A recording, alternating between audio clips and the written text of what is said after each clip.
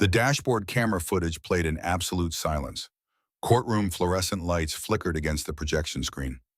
18 months had passed since that October night, but the images remained sharp, crystal clear, unforgiving. A house, suburban California, darkness broken by a single porch light. Three shadows moved across the frame. The timestamp read 21:47, Thursday night. The kind of quiet evening when decent people locked their doors and trusted the world to leave them alone. The kind of evening that ended in blood, but that came later. First there was Harrison Brennan, 70 years old, Gulf War veteran, Purple Heart recipient, former artillery sergeant who'd survived Iraqi Scud missiles and Republican Guard ambushes. A man who'd held the line when Saddam's forces pushed south toward Saudi Arabia in 1991. A man who thought he'd left war behind 32 years ago. He was wrong. The kitchen window shattered at exactly 21:49. Harrison heard it from his recliner in the living room. The evening news played low. Documentary about Desert Storm. Ironic, really. Diesel's ears went up first. The German Shepherd, 12 years old, retired military working dog, sensed danger 3 full seconds before the glass broke. His growl started deep, primal, the kind of warning that came from instinct older than civilization. Harrison reached for his cane. His left knee, the one held together with pins and scar tissue from an IED blast outside Kuwait City, screamed as he stood. Arthritis had settled into the joint like an unwelcome tenant who refused to leave. "Easy, boy," Harrison whispered, his voice steady despite the spike of adrenaline. Combat training never fully left, even after 3 decades. Probably just neighborhood kids. But Diesel's growl said otherwise. The back door crashed open. Not picked, not finessed. Kicked. The deadbolt tore through the frame like paper. Wood splintered. 3 figures poured into his kitchen. Dark hoodies, bandanas covering faces. Young, all of them young. Harrison's military mind cataloged details automatically. Threat assessment, exit routes, defensive positions, the same calculations that had kept him alive in Iraq. 3 against 1. He was 70, disabled, alone. The odds were not good. The tall one entered first, leader by posture, confident, entitled. He carried a crowbar like he knew how to use it. The stocky one followed. Muscle, baseball bat gripped in both hands. The youngest brought up the rear. Phone already out, already filming. Well, the leader's voice was young, mid-20s maybe, educated. The kind of voice that came from suburban comfort in private schools. "Look what we got here. Grandpa's still awake." Harrison's hand tightened on his cane. He shifted weight to his good leg. "My wallet's on the dresser. Take it. Take whatever you want. Just leave." "Whatever we want." The muscle laughed, deep, ugly. "You hear that, Trent? He's giving us permission." Trent, Harrison filed the name away. Not that it would matter if they killed him, but habits died hard. "Please," Harrison kept his voice level, calm, the same tone he'd used with frightened soldiers under fire. "I'm 70 years old. I'm disabled. I don't have much worth taking." "Don't have much." The kid with the phone moved closer. 19 maybe? Baby-faced. The kind of kid who should be in college, not breaking into veterans' homes. "Bro, look at these walls. Military stuff everywhere. Bet we could get good money for this crap." He grabbed Harrison's Purple Heart off the wall. The medal Harrison had earned in Kuwait. The one his wife Sarah had framed for him before cancer took her 3 years ago. The one that represented 2 months in a field hospital and a year learning to walk again. "That's not for sale." Harrison's voice dropped, hard, flat. "That's mine. I earned it." "You earned it." The kid turned it over in his hands. "Looks like cheap metal to me." "Give it back." Harrison took a step forward. His knee buckled. The cane slipped. He caught himself on the wall. Pain shot through his leg like lightning. Trent shoved him. Harrison went down hard. The cane clattered away. His shoulder hit the hardwood floor. His already damaged knee twisted wrong. 70 years old. Gulf War veteran. Purple Heart recipient. On the floor in his own home. Diesel lunged. The German Shepherd's teeth found Trent's arm. Tore through the hoodie. Drew blood. Trent screamed. High-pitched. Terrified. All that confidence evaporating in half a second. "Get this mutt off me." The stocky one swung the bat. It connected with Diesel's ribs with a sound Harrison would hear in nightmares for months. Wet. Organic. Wrong. Diesel yelped. Released Trent. Stumbled back. Tried to stand. Failed. "No." Harrison tried to get up. Couldn't. His knee wouldn't support him. "Don't hurt him." He's just protecting me. Please don't. The boot caught him in the ribs. Once, twice, three times. Harrison heard something crack, felt something give way inside him, tasted blood in his mouth. He'd bitten his tongue when he fell. You like that, old man? The stocky one stood over him. Cole, Trent shouted his name. Another detail for the file. That's what happens when you let your dog attack people. He was defending me. Harrison gasped. Each breath felt like broken glass. You broke into my home. What did you expect? Another kick. This one to his head. The world went white, then red, then gray around the edges.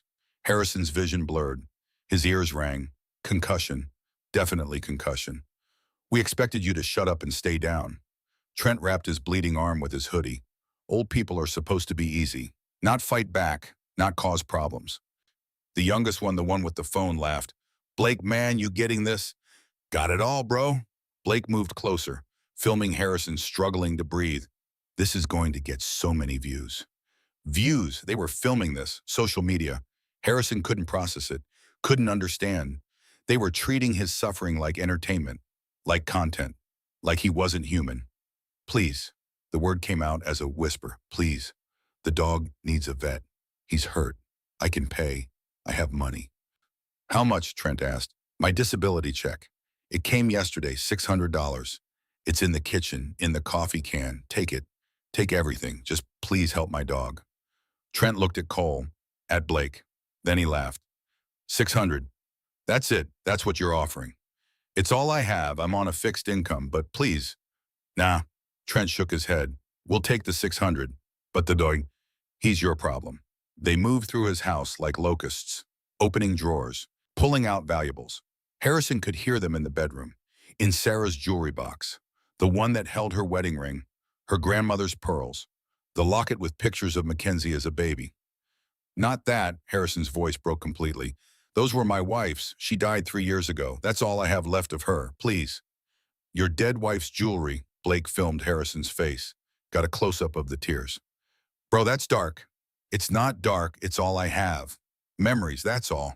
Harrison tried to move. His ribs screamed. His knee was useless. He could only lie there, helpless, while strangers tore apart the life he'd spent 70 years building. Cole came back carrying a small wooden box. Sarah's jewelry, her wedding ring. Harrison had saved for 3 months to buy that ring. 1984, 2 years before Mackenzie was born. 2 years before Sarah died, giving birth to their only child. Good haul. Cole opened the box, examined the contents. These look real. They are. Harrison's voice was barely audible. That ring, I gave her that ring 50 years ago. I saved for 3 months to buy it. Please, you can have everything else. But please, that ring. Trent took the box, opened it, looked at the contents. Then he looked at Harrison. Really looked at him. This broken old man on the floor, bleeding, crying, begging. And Trent smiled. You know what your problem is, old man. You think you matter. You think because you fought in some war 1,000,000 years ago, because you got these medals, because you got memories, you think that makes you special. Harrison didn't answer, couldn't. But you're not special. You're just old, used up, forgotten. Nobody cares about old soldiers anymore. Nobody cares about you. The words hit harder than the kicks, because part of Harrison believed them, had believed them since Sarah died, since he'd realized he was alone. That his friends from the Gulf were dead or dying, that his neighbors barely knew his name, that his daughter was deployed 7,000 miles away fighting someone else's war, that he could disappear and the world would keep spinning without noticing. My daughter cares, Harrison whispered. She's deployed, military, she sends money, she calls when she can. She abandoned you. Trent finished, just like everyone else, because you're invisible, Grandpa. You're already dead. You just haven't figured it out yet. Diesel whimpered, tried to crawl toward Harrison, couldn't make it. Harrison reached out his hand, fingers trembling. Diesel, it's okay, boy, I'm here. Trent stepped on Harrison's outstretched hand, ground his boot down. Harrison screamed, Dude! Blake laughed behind the camera. That's cold. Shut up and keep filming, Trent ordered. This is good content. Content. They were treating his suffering like entertainment, like something to consume and discard, like he was already nothing. Cole came back from the bedroom carrying something else, a framed photograph. Sarah and Harrison on their wedding day. 50 years ago, both of them young, smiling, believing they had forever. Look at this, Cole held it up. They were actually kind of cute. Were, Trent emphasized past tense. She's dead now, right, old man? Harrison couldn't speak, could only nod. How'd she die? Cancer. The word came out as a sob. 3 years ago, ovarian cancer. She fought for 8 months, but 8 months. Trent whistled. That's rough. Bet it was expensive. Wiped out our savings, her medical bills, everything So you're broke and alone. Trent laughed. Man, your life sucks. It's my life, Harrison said with what little dignity he had left. It's mine, and you have no right. Cole threw Sarah's photograph against the wall. The glass shattered, the frame splintered. Sarah's smiling face stared out from the wreckage. No. Harrison tried to crawl toward it. His broken ribs made breathing agony. His knee dragged useless behind him. No, please, that's all I have. You keep saying that. Trent crouched beside him, close enough that Harrison could see his eyes through the bandana.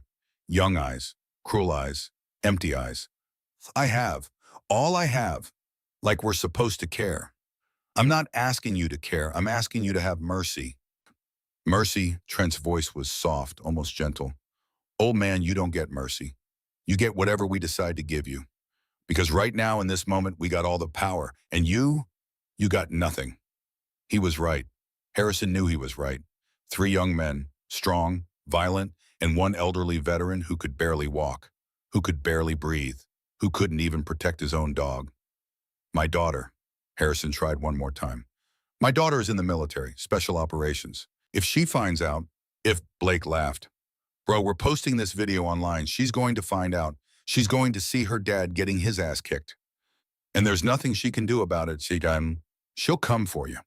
She won't even know who we are, Trent said. Our faces are covered. We'll post it from a burner account. And by the time anyone figures it out, we'll be long gone. She'll find you. Harrison's voice was barely a whisper. Mackenzie will find you. And when she does what? Trent stood. She'll cry. She'll call the cops. She'll realize she should have been here protecting you instead of playing soldier somewhere else. Harrison had no answer. Because Trent was right about that too. Mackenzie was 7,000 miles away, living her own life, fighting her own battles. And Harrison was here, alone, bleeding on his floor, forgotten. They took everything of value, $600, Sarah's jewelry, Harrison's medals, even his Purple Heart. Trent held it in front of the camera one last time. This is what I think about heroes. He dropped it in the trash. Harrison made a sound, not a word, just a broken animal sound of pure grief. Because that medal wasn't just metal. It was proof that once 32 years ago he'd mattered. He'd been strong. He'd saved lives. He'd been a warrior. And now he was nothing. Just like Trent said. They walked toward the door. Harrison's vision was blurring. Blood loss. Pain. Trauma. His body was shutting down. Wait, he whispered. Please, call 911. My dog needs help. Please. But they were already gone. Door slamming behind them. Laughing as they walked away. Leaving Harrison and Diesel bleeding on the floor. Leaving them to die. Harrison reached out. Found Diesel's paw. Held it with what little strength remained. It's okay, boy. We're okay. Mackenzie will come. She'll find us. But Mackenzie was 7,000 miles away. Mackenzie didn't know. Wouldn't know. Until it was too late. Harrison's eyes closed. Darkness swallowed him. And somewhere in Iraq at Forward Operating Base, Taji Staff Sergeant Mackenzie Brennan jerked awake at 03:47 hours Baghdad time with her heart pounding and a single thought screaming in her mind. Dad's in trouble. Mackenzie Brennan didn't believe in psychic connections, didn't believe in premonitions or sixth sense or any of that mystical nonsense. She believed in training, in discipline, in facts. But she knew her father was in danger. Combat instinct, pattern recognition, the animal part of the brain that kept soldiers alive when logic failed. Her barracks mate specialist Jennifer Walsh stirred in the next bunk. Brennan, you okay? Yeah, Max sat up, checked her phone. 03:47 hours, Sunday morning Baghdad time, which meant Saturday night California time, 17:47 hours. Dad would be watching the news, having dinner. Safe. Except he wasn't safe. She knew it. She dialed his number, right to voicemail. That wasn't unusual. Harrison sometimes forgot to charge his phone, or left it in another room, or just didn't hear it ring. Dad, it's me. Call me back right now. I need to know you're okay. She waited 1 minute, 2, 3. No callback? Mac tried again. Same result. The feeling in her gut was getting worse. She called her CO, Captain Raymond Fletcher, 48 years old, prior enlisted, understood the gravity in her voice. Sir, I need emergency leave. Family emergency. My father. I think something happened. Is your father in the hospital? I don't know, sir. He's not answering his phone. Then you don't have grounds for emergency leave. You can request regular leave, but it'll take 48 hours to process. Sir, with all due respect, I know something's wrong. I need to get home now. Sergeant Brennan. Fletcher's voice was gentle but firm. I understand you're concerned, but policy is policy. Call local police for a welfare check. I'll expedite your leave request. Best I can do. Mac hung up, called Oceanside Police Department, gave them Harrison's address, explained the situation. Got the same response. We'll send someone when we can, ma'am. We're short-staffed tonight. Might be a few hours. A few hours, my father could be. Ma'am, unless you have reason to believe he's in immediate danger. I do believe that. Do you have evidence of a medical emergency, a crime in progress? No, but then we'll get there when we can. Leave your number. We'll call you with an update. Mac hung up, stared at her phone, felt utterly helpless. Her father was in trouble. She knew it, felt it in her bones. But she was 7,000 miles away in a war zone, and there was nothing she could do except wait. So she waited, paced the barracks, called Harrison's phone every 5 minutes, left voicemails she knew wouldn't be heard, and prayed she wasn't already too late. Because the worst part of being a warrior, the absolute worst part, was knowing all your training, all your skills, all your strength, meant nothing when the people you loved were in danger and you couldn't reach them. Staff Sergeant Mackenzie Brennan was Army Military Police. She'd conducted convoy security in 12 Iraqi cities. She'd survived 3 IED blasts. She'd faced insurgent ambushes without flinching. But right now, at 0347 hours on a Sunday morning in Baghdad, she was just a terrified daughter who couldn't protect her father. And that feeling would haunt her for the rest of her life. The call came at 0523 hours Baghdad time. Mac was still pacing, still trying Harrison's number. When an unknown California number lit up the screen, she answered before the first ring finished. Hello, is this Mackenzie Brennan? A woman's voice. Older, shaking. Harrison's daughter. Mac's heart stopped. Yes, who is this? What happened to my father? My name is Evelyn Porter. I'm your father's neighbor. Mackenzie, I'm so sorry. He's been hurt. Badly. 3 men broke into his house. They beat him and Diesel. They hurt Diesel too. The ambulance just took them both away. The phone slipped from Mac's hand, hit the concrete floor. She stared at the wall, unable to process. Her father, beaten, dying. While she was 7,000 miles away doing nothing. She picked up the phone with trembling hands. Which hospital? Oceanside Regional. But Mackenzie, you need to know. It's bad. Really bad. He wasn't conscious when they took him. The paramedics said. Evelyn's voice broke. They said it's critical. I'm on my way. Mac was already moving, grabbing her gear. Tell him I'm coming. Tell him to hold on. Tell him. Her voice broke. She couldn't finish. I will. Evelyn promised. I'll stay with him until you get here. He won't be alone. I promise you that. Mac hung up. Her hands were shaking so badly she could barely dial Fletcher. Sir, it's Brennan. My father's been attacked. He's in critical condition. I need emergency leave right now. There was a pause. Then pack your gear, Sergeant. I'll have you on the next flight out. Go. The next 36 hours blurred together. C-130 from Taji to Kuwait. Commercial flight, Kuwait to Frankfurt. Frankfurt to LAX. 14 hours in the air, 4 hours in layovers. Every minute an eternity. Every minute wondering if Harrison was still alive. Mac didn't sleep, couldn't. Just sat in her uniform, duffel at her feet, watching the seatback display count down miles. 7,000, 6,000, 5,000. Getting closer but never close enough. Somewhere over the Atlantic, her teammate forwarded her a link. Just 4 words, Brennan, this isn't your dad, is it? Mac pressed play. The video loaded. 4 minutes, 37 seconds. Filmed on a phone. Posted from an account called Nightcrawlers 213. And there was Harrison, her father, on the floor, bleeding, begging. Please, not the dog. He's just trying to protect me. Please. Diesel's yelp of pain, the laughter, the mocking, Harrison crying over Sarah's shattered photograph, over his scattered medals, over Diesel's broken body, and then Trent's voice, crystal clear. "You're invisible, Grandpa. You don't matter. And this video is going to prove it. Nobody's going to care. Nobody's going to help. You're going to die alone in this house and the world will keep spinning without you." Mac watched it twice, memorized every word, every face. Even partially masked, she could see enough.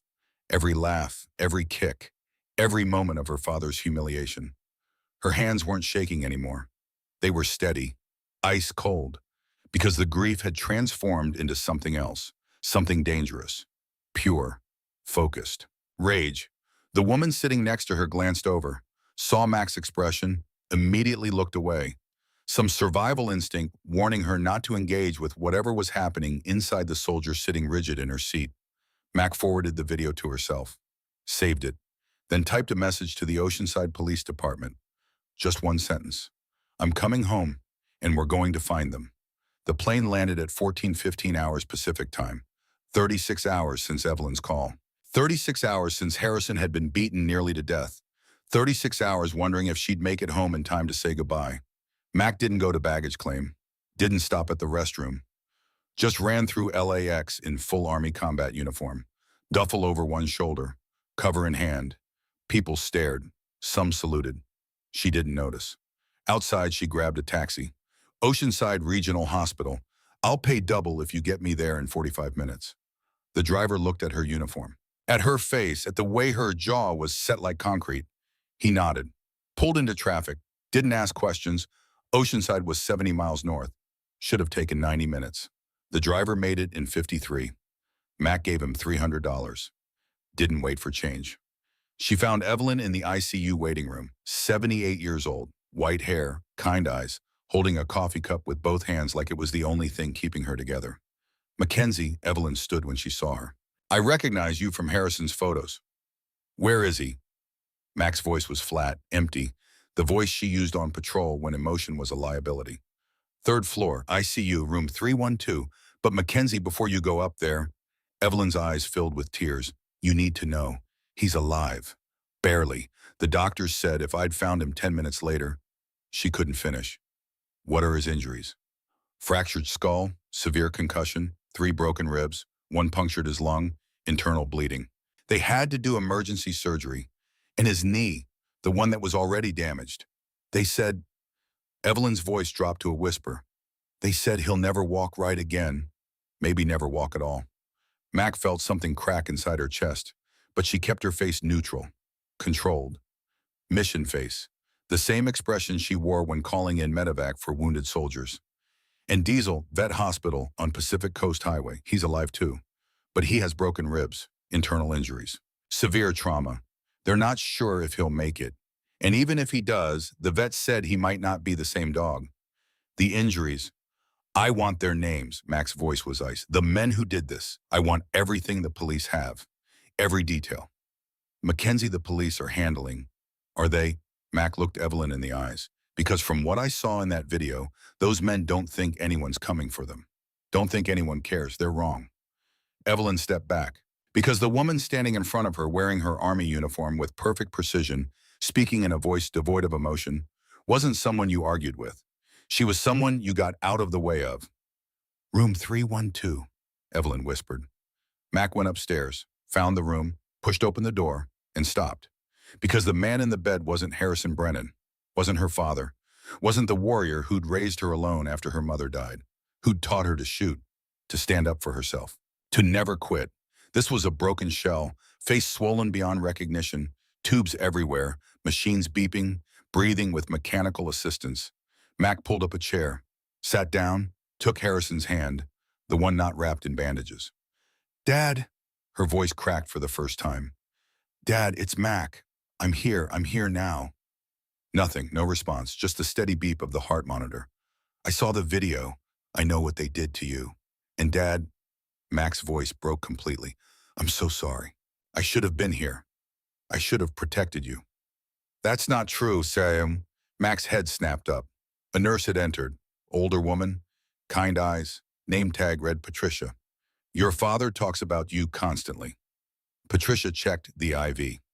Every nurse on this floor knows about Staff Sergeant Mackenzie Brennan, Army Military Police, 2 tours Iraq, 1 Afghanistan, Bronze Star. He's so proud of you. Mac couldn't speak. He didn't want you giving up your career to take care of him. Patricia's voice was gentle. He told me that himself last month when he was here for a checkup. Said you'd offered to request stateside duty to be closer. And he told you no. Said you were needed out there protecting people, not babysitting an old man. After she left, Max sat alone with Harrison for 2 hours, just holding his hand, watching him breathe, making promises she wasn't sure she could keep. I'm going to find them, Dad, the men who did this. And I'm going to make sure they pay. At 1800 hours, someone knocked. Mac turned. A man stood in the doorway, 45 years old, a detective's badge on his belt, salt and pepper hair, tired eyes that had seen too much. Staff Sergeant Brennan, I'm Detective Brendan Whitlock, Oceanside PD. I'm investigating your father's assault. Mac stood. Have you found them? We're working on it. That video has been very helpful. We've identified 2 of the 3 suspects, Trent Ashford and Cole Ramsey. Both have priors. The third one, the one filming, we're still working on ID. I can help with that. Sergeant Brennan. Whitlock's voice was gentle but firm. I appreciate your desire to help, but this is a police matter. You need to let us handle it. I need something from you, Whitlock said quietly. A statement, on video, about your father, about what he means to you, about why this matters. Those boys said your father was invisible. Prove them wrong. Mac looked at Harrison, unconscious, broken, breathing through a machine. Okay, she said, I'll do it. That night, Mac recorded a 3-minute video sitting in Harrison's hospital room, wearing her uniform, speaking directly to camera. Her voice never wavered, never broke, pure, controlled emotion. She told the truth about Harrison, about what those men had done, about what they'd taken, and she made a promise. To the 3 men who did this, I'm coming for you, not with violence, not with revenge, but with justice. You wanted this video to go viral. Congratulations. It did. And now millions of people know your faces, know what you did, and they're going to help me find you. She posted it at 21:47 hours, exactly 24 hours after the attack. Within an hour, it had 100,000 views. By morning, it had 2 million, and the tips started flooding in. The call came at 02:37 hours, 48 hours after Mac's video went viral, 3 days after the attack. Detective Whitlock's voice was tight with controlled excitement. We found them, all 3. Mac sat up in the hospital chair where she'd been sleeping. Harrison still unconscious, still breathing through machines, still fighting for every breath. Where Blake Morrison turned himself in 2 hours ago, Mac felt something shift. Twist number 3, the youngest one, the one filming, broke first. His girlfriend saw your video, Whitlock continued. Sienna Hayes, 20 years old, college student. She recognized the house in the background, called us, then called Blake's mother. They brought him in together. He's been crying since he walked through the door. And the others. Trent Ashford and Cole Ramsey were arrested 30 minutes ago, hiding at Cole's cousin's warehouse in Carlsbad. Thought they were clever, turned off their phones, stayed off social media. But Blake gave us everything. Addresses, hangouts, their entire operation. Mac's hand tightened on the phone. Operation. They've been doing this for 6 months. 8 elderly veterans total. Your father was number 8. We found evidence in the warehouse. Stolen property. Videos they never posted. Planning documents for future targets. The world went very still, very cold. They were hunting veterans, specifically elderly ones living alone. They'd scout neighborhoods, watch patterns, wait for the right moment. Whitlock paused. Your video broke them, Brennan. 7 million views now. Tips from 43 states. These boys thought they were invisible. Turns out they were the ones nobody could hide. I want to be there when you interrogate them. Observation room only. You speak to them, touch them, even look at them wrong through that glass you're out. Clear, Mr. Crystal. Be here at 0900 hours. Mac arrived at Oceanside Police Department at 0847 hours. Showered, uniform pressed, cover under her arm. She looked like she was reporting for duty. In a way, she was. Whitlock met her at the entrance, led her through security, down a hallway that smelled like stale coffee and broken dreams, into a small room with a one-way mirror. They don't know you're watching. Keep it that way. Through the glass, Max saw him, Trent Ashford, 26 years old, USC dropout. Trust fund kid who'd never worked a real day in his life. Slouched in his chair like this was detention, not a murder investigation. Because if Harrison died, that's exactly what this would become. Murder. Whitlock entered the interrogation room, sat down, opened a file folder, said nothing for 30 seconds. Classic technique. Let the silence work. Trent broke first. I want my lawyer. You'll get one, but first let's talk about what you did to Harrison Brennan. Never heard of him. Whitlock pulled out a photograph. Harrison before the attack. Smiling, healthy, alive, holding Diesel. Both of them in the backyard. Evelyn had taken that photo 3 weeks ago. Ring any bells now? Trent barely glanced at it. Nope. Really, because we have a video of you beating him unconscious, of you throwing his wife's ashes against a wall, of you kicking his dog until it couldn't breathe. Wasn't me. Your face is on camera, Trent. Your voice, your words.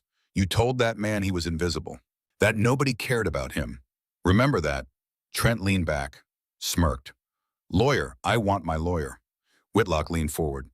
You know what's interesting? That video you posted. It has 7 million views now. 7 million people have seen what you did. And they're not laughing, Trent. They're furious. For the first time, uncertainty flickered across Trent's face. Veteran groups, elder advocacy organizations, regular people who are sick of entitled punks thinking they can hurt vulnerable people without consequences. Whitlock stood. You wanted to be famous. Congratulations. You are, but not the way you thought. 2 hours later, Mac watched Cole Ramsey's interrogation. Different animal. No smirking, no arrogance.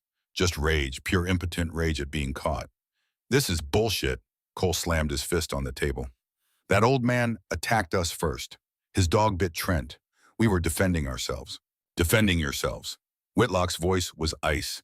By kicking a 70-year-old disabled veteran in the head, by filming his suffering for social media, he gave us permission to take stuff. He said that while you were beating him, while his ribs were breaking, while he was bleeding on his own floor. You call that consent? Cole's jaw worked. It wasn't supposed to be like this. Trent said it would be easy. How many times have you done this before? I want a lawyer. Blake Morrison's interrogation was different. The kid couldn't stop crying, 19 years old, babyface, probably never been in trouble before. His mother sat beside him, late 40s, exhausted, devastated. Tell them everything, Blake. She gripped his hand. Everything. The truth. Blake nodded, wiped his eyes, started talking. We met Trent at a party 6 months ago. He seemed cool, confident. He started talking about how easy it would be to rob old people. They're weak. They don't fight back. And you believed him. I wanted to fit in. Trent made me feel included, important. Blake's voice cracked. So when he said we should do it, I said yes. I didn't think about who we were hurting. I just thought about the views. How many times? 8. Mr. Brennan was the 8th. Blake looked directly at Whitlock. I know their names, all of them. I kept a list. I can give you everything. His mother started crying. I'm so sorry, Mom. Mac watched through the glass, felt nothing, no sympathy. Blake Morrison was 19, old enough to know better. But she also saw something else. Genuine remorse. Real horror at what he'd done. Whitlock saw it too. Blake, I'm going to be straight with you. You're looking at serious time. But if you cooperate fully, if you testify against Trent and Cole, the DA might offer a deal. Blake nodded. I'll do it, whatever you need. Harrison woke up on day 6. Mac was reading to him from the newspaper. Article about the arrests, about the outcry. Mac, the newspaper fell. Mac grabbed his hand. Dad, I'm here. Harrison's eyes focused slowly, confused, disoriented. Then memory crashed back and his whole body tensed. Diesel. Where's Diesel? He's alive, Dad, at the vet hospital. He's gonna make it. They kicked him. I couldn't stop them. I know. I saw the video, but Dad, listen. Diesel's alive. You're alive. That's what matters. The video. Harrison's face went pale. They posted it. Everyone's going to see how weak I was. You weren't weak. Mac gripped his hand harder. You tried to protect Diesel. You stood up to 3 armed men. That's not weakness, Dad. That's courage. I begged them. The whole world is going to see a brave man who was attacked by cowards. Mac's voice was fierce. Dad, your video has been seen by 10 million people. And every single comment is supporting you, calling you a hero. Harrison closed his eyes. I don't feel like a hero. I feel broken. You're Harrison Brennan, Gulf War veteran.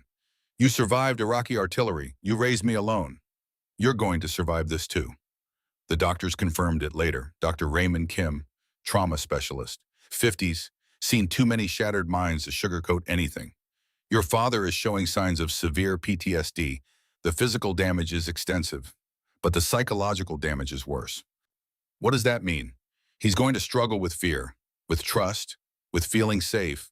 We're recommending psychiatric evaluation and ongoing therapy. He won't do therapy. Then he's going to suffer, Dr. Kim said bluntly. The ones who refuse help don't heal. They just survive. And surviving isn't living. That night, Mac made a decision. She called her CO, requested extended compassionate reassignment, 6 months stateside to care for Harrison. Approved. Captain Fletcher didn't hesitate. Take care of your father. That's your mission now. Package arrived on day 9, small box, no return address, just Harrison's name written in shaky handwriting. Mac opened it carefully. Inside was a letter, handwritten on notebook paper, prison letterhead. Mr. Brennan, I know you'll never forgive me. I don't deserve forgiveness, but I need you to know I'm sorry. Every day I think about what we did to you. Every night I have nightmares. My lawyer says I should keep quiet. That apologizing could hurt my case. But I don't care about my case. I care that you know I'm sorry. I was stupid. I followed Trent because I wanted to be cool, and I destroyed your life because of it. I hope you're healing. I hope your daughter is taking care of you. Blake Morrison. Harrison read it 3 times, then handed it to Mac. What do I do with this? Burn it. Mac's voice was flat. He's manipulating you. Maybe, but he sounds genuinely sorry. He filmed you, laughed while you bled. I know what he did. Harrison looked at the letter again. But he's 19. What if he can change? Against every instinct, Mac helped Harrison write back. Short, measured, Blake. I received your letter. I appreciate your apology. It doesn't erase what happened, but it's a start. Use this time to become someone better. Harrison Brennan. The preliminary hearing happened 2 weeks after the attack. Harrison insisted on attending, against doctor's orders. I need to face them, Harrison said from his wheelchair. I need to prove I'm not hiding. Mac wheeled him into the courthouse. Metal detectors, security, cameras everywhere. Media frenzy. Trent, Cole, and Blake sat at separate defense tables. Trent looked defiant. Cole looked angry. Blake looked terrified. The judge entered. Honorable Margaret Walsh, 68 years old, former prosecutor, no patience for excuses. We're here for preliminary hearing in the matter of People versus Ashford, Ramsey, and Morrison. She looked at the defendants. How do you plead? Trent's lawyer stood. Not guilty, Your Honor. Cole's lawyer echoed the plea, but when it came to Blake, there was a pause. His lawyer stood slowly. Your Honor, my client wishes to cooperate fully with the prosecution. He's prepared to testify against his co-defendants in exchange for a reduced sentence. Twist number 5. The courtroom erupted. Trent lunged toward Blake. You snitch, you're dead. Deputies restrained him. Judge Walsh slammed her gavel. Order Mr. Ashford one more outburst and you'll be held in contempt. After the hearing, Harrison was silent. Mac wheeled him to the parking lot, helped him into the truck. Still nothing. Dad talked to me. I looked at them, and you know what I felt? Nothing, like they'd hollowed me out. Mac's chest tightened. That's not true. I used to be strong, survived Desert Storm, raised you alone, and now I can't even protect myself. What am I if I'm not strong? You're my father, that's enough. Is it? Because right now it feels like I'm just a burden. Because I love you. Mac's voice cracked. Because you're my father, and I almost lost you. You taught me that family means showing up even when it's hard. Harrison was quiet for a long moment. I'm scared, Mac, all the time. They're in jail. They're not getting bail. But Mac could see the fear didn't leave Harrison's eyes, because logic didn't cure trauma. 2 days later, Mac got a call from Evelyn. There's someone here to see Harrison. Says he runs a therapy group at the VA. Walter Garrison stood on Harrison's porch, 75 years old, missing his left leg below the knee, prosthetic visible beneath his jeans. Gulf War veteran. Harrison Brennan. That's me. Walter Garrison. I run a PTSD support group at the VA. For combat veterans who've been assaulted stateside. He paused. I saw your video. Thought you might want to talk. I don't need therapy. Didn't say you did. Said you might want to talk. Harrison looked at Mac. She nodded. Your choice, Dad. Come in. Walter sat at the kitchen table, got straight to business. How you sleeping? I'm not. Nightmares. Every time I close my eyes. Leaving the house. Can't, I'm afraid. Walter nodded. I felt the same way. Got jumped outside a grocery store 3 years ago. 2 kids. Broke my jaw. I survived Iraqi artillery, but 2 kids destroyed me. Harrison looked up. What did you do? Refused help for 6 months, thought therapy was for weak people. Then I tried to kill myself. Walter's voice was matter of fact. Sat in my garage with a gun in my mouth. What stopped you? My granddaughter, she was 5, came running out. I looked at her and realized I was about to make her find my body. So I put the gun down. And I got help. I don't want to sit in a room with strangers. Then just listen. Come to one meeting. If you hate it, you never have to come back.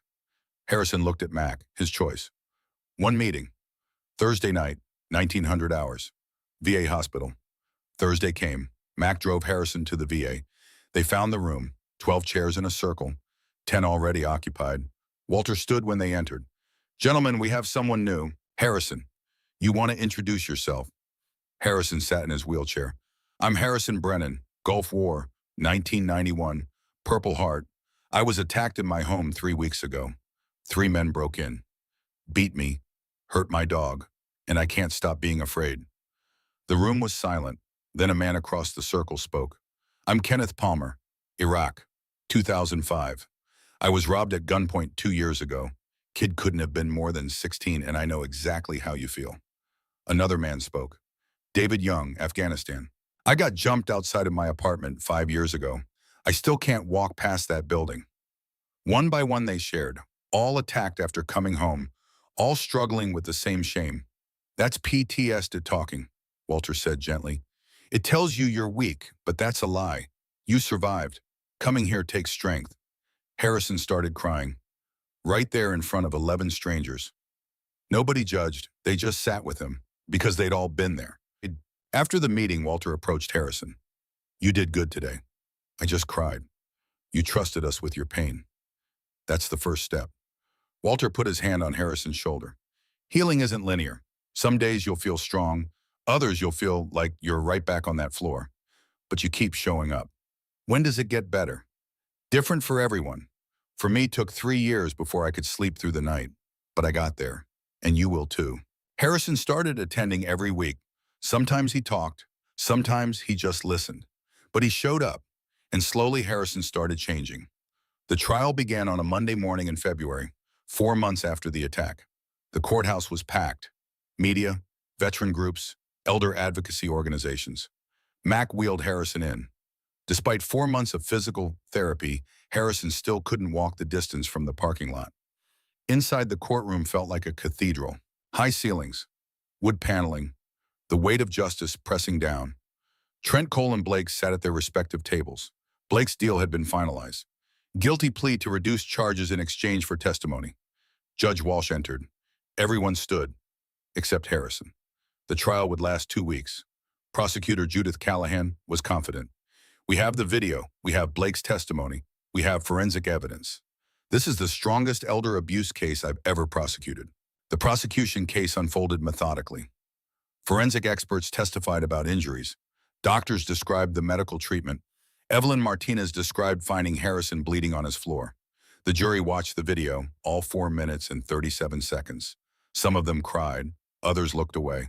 Then Blake took the stand. He was sworn in, sat down, started crying immediately. I'm so sorry for what we did. His lawyer stood. Blake, can you tell the jury what happened on the night of October 17th? We broke into Mr. Brennan's house. Trent said he knew a house we could rob. An old guy living alone, said it would be easy. Did you express any objection? I didn't want to, but Trent said I was weak if I didn't come. So I went. Blake described everything. The planning, the attack, the filming. I laughed, I filmed, I treated this man's suffering like entertainment. And I'll never forgive myself. But Trent's lawyer cross-examined aggressively. You're testifying against your friends to save yourself, aren't you? They're not my friends. Friends don't make you do evil things. But you did do evil things. I know, and I hate myself for it. But at least I'm trying to make it right. At least I'm telling the truth instead of lying like they are. The judge called a recess. Blake was escorted out. Trent was screaming obscenities. On day 12, Harrison took the stand. Prosecutor Callahan helped him to the witness box. He was using his cane. Walking, barely, but walking. Mac could see what it cost him. The pain, the exhaustion, the sheer force of will. Mr. Brennan, can you tell the jury what happened on October 17th? Harrison described it all. The glass breaking, the three men, the beating, Diesel trying to protect him, Margaret Nocera's photograph destroyed, the mocking, the filming. His voice never wavered, never broke. Pure, controlled emotion. They said I was invisible, that nobody cared about me, and part of me believed them. Harrison looked at the jury. Because I was alone, my wife dead, my daughter deployed. I thought maybe they were right. He paused. But I was wrong. I matter. My daughter came home from a war zone to prove it. When Trent's lawyer cross-examined trying to break him, Harrison simply lifted his shirt, showed the scars. Does this look provoke to you? The lawyer sat down. Mac testified next. In full dress uniform. Described Harry Bird raising her alone after her mother died. My father served this country in Desert Storm. He raised me to serve too, and these men attacked him because they thought he was weak. They were wrong. The jury deliberated 4 hours. When they returned, the foreman stood. On all charges against Trent Ashford, guilty. Against Cole Ramsey, guilty. Judge Walsh slammed her gavel. Sentencing in 2 weeks, Trent 18 years, Cole 15 years. Blake 6 years.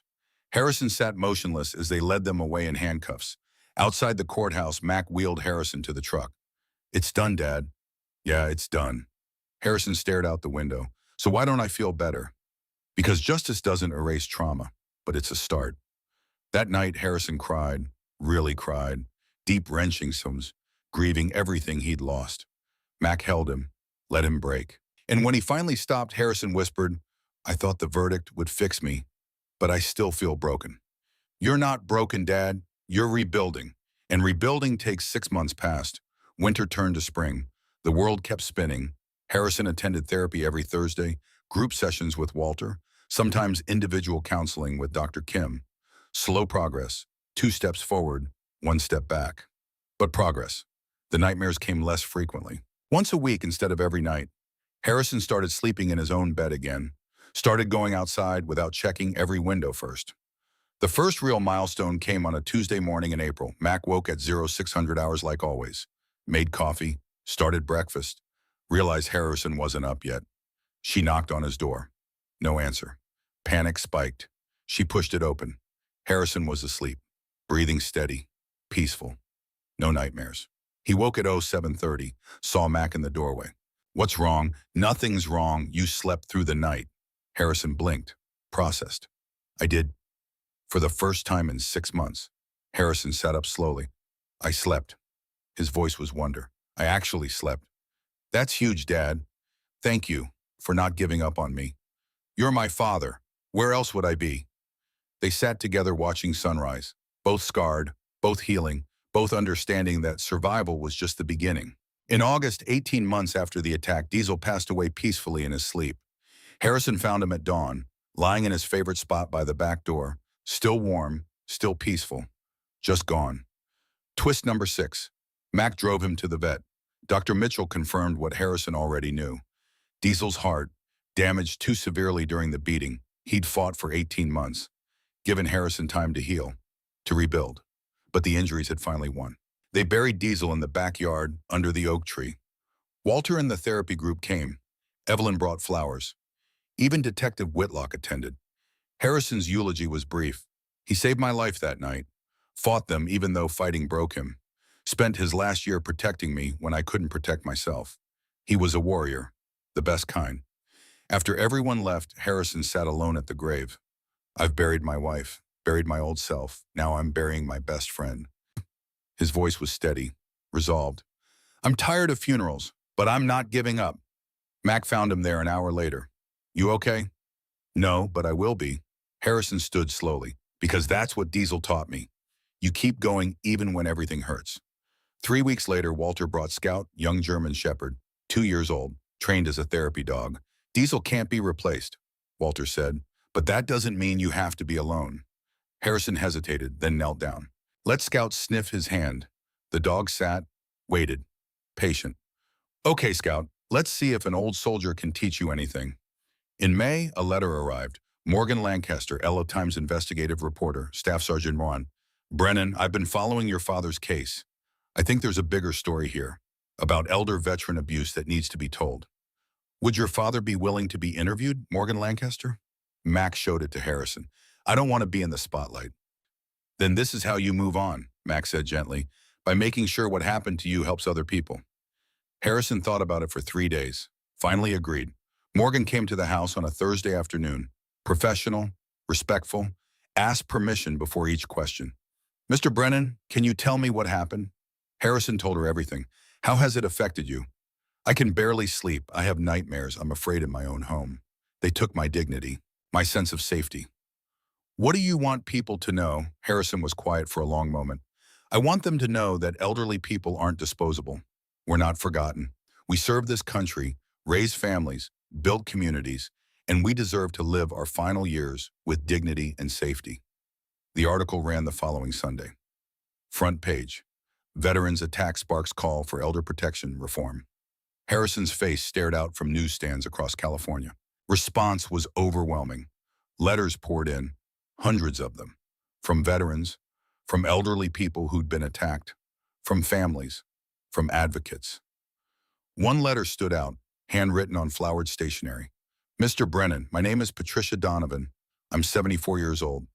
Last year, 3 teenagers broke into my home, beat me, left me for dead. I was in the hospital for 2 months. The police caught them, but the prosecutor said the case wasn't strong enough. They got probation. I stopped leaving my house, stopped trusting people, stopped believing justice existed. Then I saw your interview, heard you say we're not forgotten. And something broke open inside me. Hope. Thank you for not staying silent. Patricia Donovan, Harrison read it 3 times, then looked at Mac. She thanked me like I did something heroic, but I just told the truth. Sometimes that's the most heroic thing you can do. That night, Harrison couldn't sleep, not from nightmares, from thoughts, ideas, possibilities. At 0200 hours, he found Mac in the kitchen. Can't sleep, Mac asked. Too many thoughts. Harrison sat down. Patricia's letter, it made me think. There are thousands like her. Elderly veterans attacked and forgotten. What if we showed them people do care? What do you mean, what if we actually did something? Not just talked about it, actually helped. Security systems, self-defense training, buddy check-ins, something that actually protects elderly veterans. That would take money, organization. I have time, I have my disability pension, and I have a daughter who knows how to run operations. Harrison looked at her. If you're interested. Max stared at him, saw something she hadn't seen in months. Fire, purpose, life. You're serious. I'm tired of being a victim. If I'm going to carry this trauma, I might as well make it mean something. Mac made a decision that had been forming for weeks. I'm taking medical retirement from the Army. Harrison started to protest. You don't have to. I'm not giving it up for you. I'm choosing something different, something that matters more. Mac reached across the table. I've been a warrior for 8 years. Now I want to protect warriors like you. You're sure? I've never been more sure of anything. They started planning that night. Organization structure, services offered, funding sources, Sentinel Shield, home security and support for elderly veterans. Walter Garrison signed on immediately, brought the entire therapy group. Evelyn joined the advisory board. Dr. Kim offered consultation. They incorporated as a nonprofit in June, started fundraising, small donations at first. Then Morgan Lancaster wrote a follow-up article. Gulf War Vet starts nonprofit to protect fellow veterans. Donations increased, local businesses offering free services, security companies donating equipment. By August, they'd installed 32 systems. By October, 67. By December, over 100. Each installation was the same. Mac and Harrison would arrive together, father and daughter team. They'd assess the home, install cameras, motion sensors, panic buttons. But more than that, they'd stay, have coffee, listen. One installation stood out. Early December, 2 years almost to the day after the attack. An elderly Marine in Riverside, 82 years old, Korean War veteran, living alone. His name was Frank Morrison, no relation to Blake. But when Harrison heard the name, something tightened in his chest. They installed the system in 3 hours. When they finished, Frank made them coffee, insisted they sit. "You don't know what this means." Frank's hands shook. "I fought at Chosin Reservoir, survived Chinese attacks, came home thinking I was safe. Then last year some kids broke in, beat me. Police never caught them. I've been afraid every night since." "You're not alone in that," Harrison said quietly. "I know. Read about what happened to you, about your daughter coming home, about you fighting back by helping others." Frank looked at Mac. "You raised her right." "She taught me that." Harrison glanced at Mac. "I thought duty meant serving your country. She showed me it also means serving the people who already served."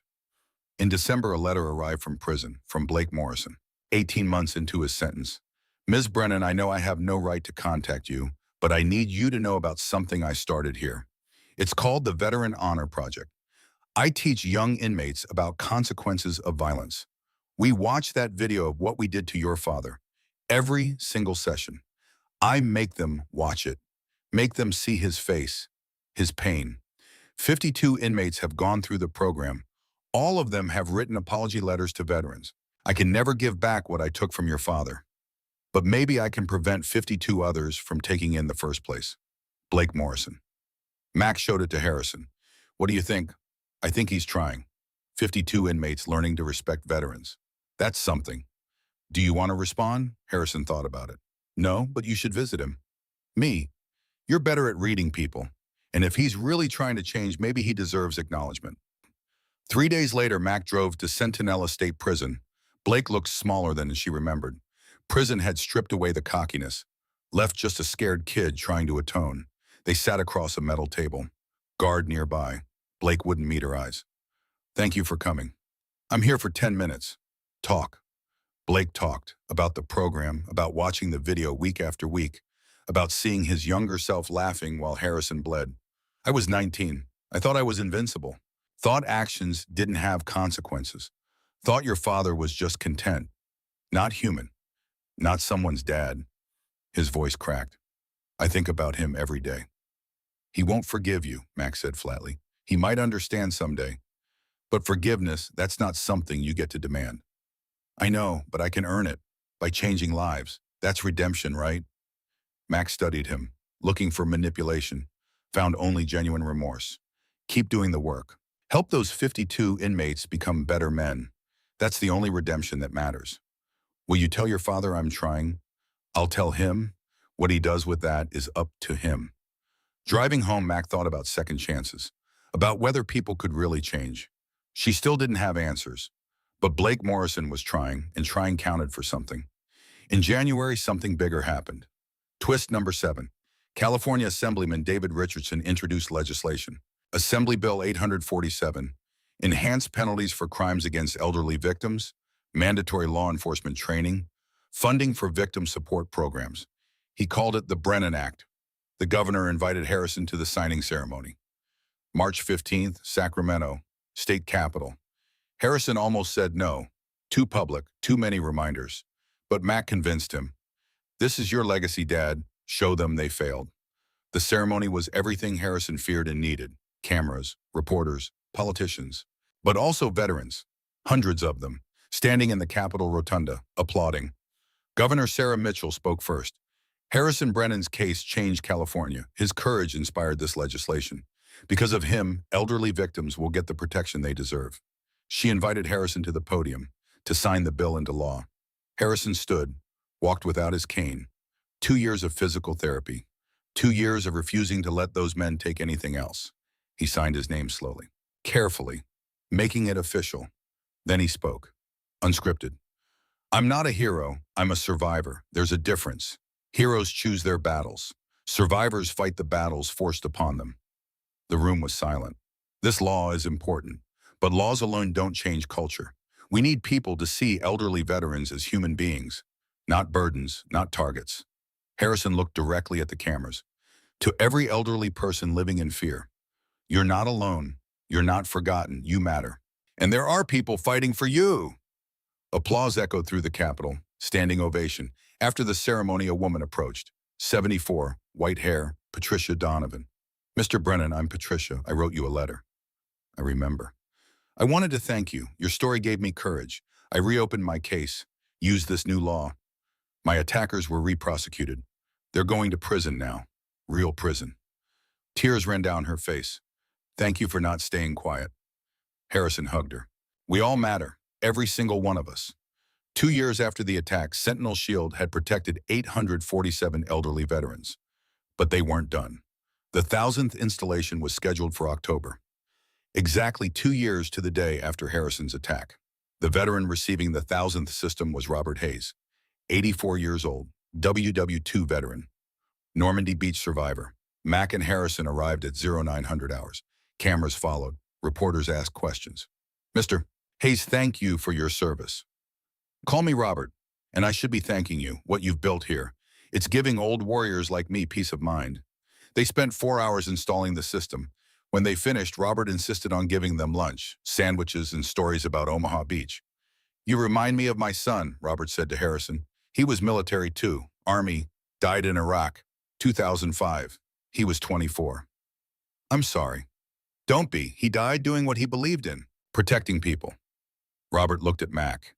You've got that same look, that same fire. Don't lose it. No, sir. That night, Sentinel Shield hosted a celebration. A hospital auditorium. 200 people. Walter gave a speech. 2 years ago, Harrison Brennan was attacked and left for dead. Those men thought he was forgotten. They were wrong. Harrison not only survived, he thrived. Built something that's protecting warriors across California. Evelyn spoke next. About finding Harrison that night. About watching him transform trauma into purpose. Then Mac. My father taught me that being a warrior isn't about fighting battles. It's about protecting people who can't protect themselves. I'm proud to serve alongside him. Finally, Harrison. He stood slowly, looked at the faces watching him. 3 years ago, 3 men tried to convince me I didn't matter, that I was used up, forgotten. For a long time, I believed them. He paused. But they were wrong. I wasn't forgotten. I just forgot my own worth. Mac helped me remember. So did Walter, Evelyn, Dr. Kim, everyone who refused to let me disappear. Harrison looked directly at Mac. My daughter came home from a war zone to save my life, but I think maybe I saved hers too. Gave her a mission worth fighting for. Applause filled the room. After the celebration, Mac drove Harrison home. The house looked different now. Security cameras visible. Motion sensors active. Safe. Inside, Scout greeted them. 2 years old, gentle but protective. Harrison made coffee. Mac joined him on the back porch. Same porch where he'd sat broken 3 years ago. But different now. Reclaimed. Safe. Good celebration, Mac said. Best one I've ever had because I'm actually here for it. Not just surviving, but living. I'm proud of you, Dad. I wanted to give up so many times. Harrison looked at his daughter. But then I'd think about you, about Walter, about all those veterans depending on me, and I'd find one more reason to keep going. They sat in comfortable silence. Then Harrison spoke again. Those men were right about one thing. I was forgotten, but not because I didn't matter, because I'd stopped believing I mattered. I'd let loneliness and grief convince me I was disposable. They didn't make me forgotten. I made myself forgotten. He paused. But I'm not forgotten anymore, and I never will be again. Mac gripped his shoulder. No, Dad, you won't. Because Harrison Brennan had learned the hardest lesson a person can learn. That worth isn't given by others. It's claimed, fought for, defended. And once you truly understand your own value, nobody can ever take it away. Not thugs with cameras, not trauma, not time. You matter because you're alive, because you survived, because you refused to let cruelty define you. 4 years after the attack, Sentinel Shield had protected 2,847 elderly veterans across California, expanded into Arizona and Nevada, won national recognition. Harrison was 74 now, still attending therapy, still helping others. The nightmares never fully disappeared. Neither did the fear, but they'd shrunk, become manageable. Mac was 32, director of operations, using her military training to coordinate installations, train volunteers, build systems that protected people. On October 17th, 4 years to the day after the attack, they installed their 1,000th security system, an elderly Navy veteran in Los Angeles, 80 years old, Korean War survivor. His name was George Patterson. George reminded Harrison of himself 4 years ago. Proud, independent, too stubborn to ask for help even when fear kept him awake every night. I fought at Incheon, George said while they installed cameras. Survived North Korean artillery. Came home thinking the war was over. Then last month, some kids tried to break in. Didn't even get inside, but I haven't slept since. Harrison understood. It wasn't about what happened. It was about what could have happened, the violation, the shattering of safety. You're safe now. Harrison secured the final camera. And you're not alone. None of us are. They drove in comfortable silence. Past neighborhoods they'd protected. Past lives they'd changed. Harrison Brennan was 74 years old, Gulf War veteran, Purple Heart recipient, survivor, father, advocate, founder of Sentinel Shield, a warrior who'd proven that the greatest battles aren't fought with weapons. They're fought with courage, persistence, and the absolute refusal to disappear. He mattered. He always had. And now finally he believed it. 3,000 elderly veterans sleeping safer tonight because one man refused to stay forgotten. Because one daughter refused to let her father face darkness alone. Because warriors protect warriors. That's what it means to serve, not just your country, but the people who already served it. That's legacy. That's purpose. That's victory. And Harrison Brennan would spend the rest of his life making sure nobody ever forgot it.